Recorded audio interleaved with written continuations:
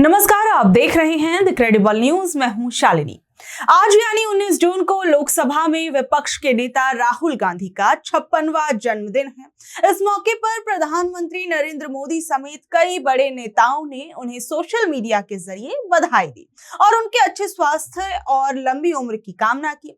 उनके जन्मदिन को यादगार बनाने के लिए दिल्ली प्रदेश कांग्रेस और भारतीय युवा कांग्रेस ने मिलकर दिल्ली के तालकटोरा स्टेडियम में एक मेगा जॉब ऑफर का आयोजन किया। इस मेले में 150 से ज्यादा राष्ट्रीय और अंतर्राष्ट्रीय कंपनियां हिस्सा ले रही हैं, जो रजिस्टर्ड बेरोजगार युवाओं को मौके पर ही नौकरी के नियुक्ति पत्र सौंपेंगी। राहुल जी को और इसी तरह से लोगों की आवाज, नई जनरेशन की आवाज और इस सरकार की गलत नीतियों के खिलाफ आम जन की आवाज को उठाते रहें और बुलंदी से उठाते रहें। कल प्रधानमंत्री ने भी एक बड़ा बयान दिया, कहा कि जो 12 साल है वो देश को बड़े पोटेंशियली में देखते हैं और सब चीजें डबल कर दी हमने। दुख की बात यह है, ना उन्हें पोटेंशियल नजर आया और ना आज भी वो नजर आ रहा है। जो देश का पोटेंशियल था, जो नौजवानों का पोटेंशियल था, उसको उन्होंने कभी समझा ही नहीं। इस बीच कल ही राहुल गांधी ने दिल्ली में 9 राज्यों के अल्पसंख्यक विभाग के जिला अध्यक्षों के साथ एक अहम बैठक की। इस बैठक में उन्होंने केंद्र सरकार पर निशाना साधते हुए दावा किया कि वो जो कहते हैं वो सच होता है और अगले 1 साल में नरेंद्र मोदी देश के प्रधानमंत्री नहीं रहेंगे। इसके साथ ही उन्होंने सरकार पर मुसलमानों, ईसाइयों और दलितों पर अत्याचार करने के आरोप लगाए। राहुल गांधी ने पार्टी कार्यकर्ताओं को निर्देश दिया कि वो जमीन पर जाकर लोगों से लगातार संवाद बनाए रखें, उनसे बातचीत करें और सामाजिक न्याय, समान अवसर और संविधान की रक्षा जैसे मुद्दों को मजबूती से उठाएं। राहुल गांधी ने रोज मीटिंग को एड्रेस किया, क्या कुछ हुआ मीटिंग का? देखिए, ये अल्पसंख्यक विभाग के जिला अध्यक्षों के साथ राहुल गांधी जी का संवाद था, जिसमें 9 राज्य के लोगों ने, 9 राज्य के जिला चेयरपर्सन्स ने शिरकत की और राहुल जी ने आज बहुत खुल करके इस देश में संविधान को बचाने की लड़ाई लड़ने की वकालत की। और राहुल जी का जो नारा है कि डरो मत, उन्होंने कहा डरिए मत, ये सरकार, ये इनकी जो तानाशाही है वो ज्यादा दिन चलने वाली नहीं है।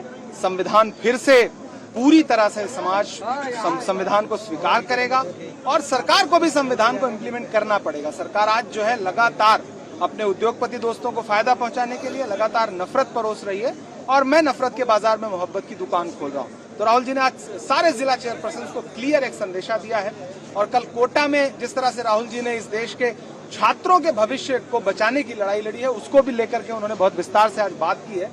तो कुल मिलाकर के एक बहुत सफल आयोजन था, जिसमें 9 राज्य के चेयरपर्सन ने शिरकत की। लेकिन इस बीच से आप तो काफी मुखर रहते हैं। आप कहा जा रहा है कि बीजेपी की तरफ से दावा है कि सपा टूट रही है, कांग्रेस टूट रही है, दोनों पार्टी मिलाकर 2 दर्जन से ज्यादा सांसद इन लोगों के संपर्क में है। कौन तोड़ रहा है? तोड़ कौन रहा है? बीजेपी के संपर्क। भाजपा तोड़ रही है।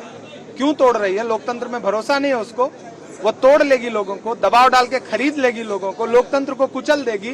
भारत के राजनीतिक नक्शे को चेंज करने के लिए इतनी कौन सी जल्दी है फिर से बिल लाने की परसीमन वाला? एक बार हार गए तो बर्दाश्त नहीं हो रहा है, तो आप टीएमसी को तोड़ लोगे, शिवसेना को तोड़ लोगे, आप बाकी क्षेत्रीय दलों को तोड़ लोगे, आप सबको तोड़ लो, लेकिन आप राहुल गांधी को नहीं तोड़ सकते, कांग्रेस पार्टी के जज्बे को नहीं तोड़ सकते। आप तोड़ लीजिए जिनको तोड़ पाइए, कुचल लीजिए जितना संविधान को कुचल सकिए, लेकिन आप याद रखिए, आप जितना संविधान को कुचलेंगे, डॉक्टर बाबा साहब अम्बेडकर का बनाया हुआ संविधान है, ये उतना ही तेजी के साथ उभरेगा। आप संविधान बदलने का सपना देखते रहिए। भारत का बहुसंख्यक समाज, जो बहुजन समाज है, जिसमें सारे समाज के लोग हैं, उसमें दलित भी हैं, अल्पसंख्यक भी हैं, आदिवासी भी हैं, पिछड़े भी हैं और सवर्ण भी हैं, वो सब मिल करके संविधान को बचाएंगे और नरेंद्र मोदी जी की सरकार को एक दिन उखाड़ के फेंक देंगे। कल इस मुलाकात के बाद क्या कुछ बयान सामने आए, जरा उन्हें सुनिए। जन्मदिन है, उनको बहुत बधाई दे रहे हैं सब लोग, पूरा देश, पूरा कार्यकर्ता और विशेष रूप से नौजवान, क्योंकि उन्होंने पूरे देश में लोगों को जागरूक करने की मुहिम छेड़ी है कि पूरी जो प्रणाली है, जो परीक्षा कंडक्ट करने का है और नौजवानों को जो आज संदेह हो रहा है, पूरी प्रक्रिया पे विश्वास खत्म हो रहा है, उसके खिलाफ और लोगों को आश्वासन देने के लिए कि उनके दुख दर्द पर राहुल जी खड़े हैं और ये संदेश पूरे देश में गया। अभी वो कोटा गए थे और कोटा में जो जिस बात को उन्होंने रखा, राजनीति नहीं करी लेकिन युवाओं को केंद्रित रखकर एक सकारात्मक रुख अपनाया है ताकि आने वाले समय में हम लोग उनके भविष्य को बेहतर बना सकें।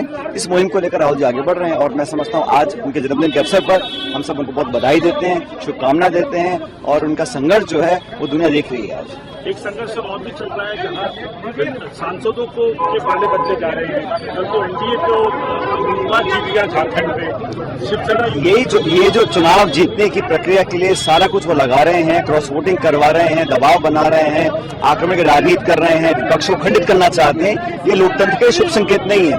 और इस प्रकार एक मैन्युफैक्चर्ड मैंडेट क्रिएट किया जा रहा है अपने बिल पारित कराने के लिए, ये एक साजिशपूर्ण तरीके से किया जा रहा है और इस रवैये को कोई जनता पसंद नहीं कर रही है और समूचा विपक्ष इसका विरोध करेगा। सर, राहुल गांधी का जन्मदिन है, सभी लोग शुभकामना दे रहे हैं, आप भी यहाँ आए हुए हैं, आगे हम लोग भी शुभकामनाएं बधाई देने हम लोगों के नेता हैं और ईश्वर से प्रार्थना करते हैं कि भगवान उनको लंबी उम्र दें, स्वस्थ रखें और भारत को वहाँ पहुँचाने में जहाँ हर भारतीय का सपना है भारत को देखने में, वहाँ तक ले जाने में उनका व्यक्तित्व काम आए, यही ईश्वर से बिहार में प्रार्थना। कड़क और सख्त सरकार की वायदा जो है किया गया था, लेकिन एक महिला के साथ गैंगरेप हुआ है। नहीं, हर रोज हो रहा है इस तरह का वारदात, लूट हो रहा है, रंगदारी हो रहा है और वो सरकार रोकने में सक्षम नहीं हो पा रही।